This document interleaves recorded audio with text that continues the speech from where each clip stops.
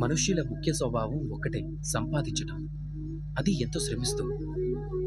దాని రూపాలే వేరు. ధనం కావచ్చు, కీర్తి కావచ్చు, సంబంధాలు కావచ్చు, సుఖ సంతోషాలు కావచ్చు. కానీ మీరెప్పుడైనా ఆలోచించారా?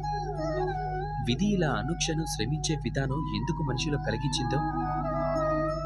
ఒక విత్తనంతో మొక్క జన్మిస్తుంది. ఆ చెట్టు ఎన్నో ఫలాలకి నిలయంగా మారుతుంది. ఎందుకు? ఆ వృక్షం స్వయంగా పళ్ళని తినడానికా? హ్మ్. లేదు. దాని ఉద్దేశం వేరే. ఆకలితో ఉన్న జీవులకి పంచటానికి. మీరు సందేహించొచ్చు ఇందులో చెట్టుకున్న లాభం ఏమిటా అని. లాభం ఉంది. ఎందుకంటే ఎవరైతే పంచుతారో వారు క్షీణించిపోరు.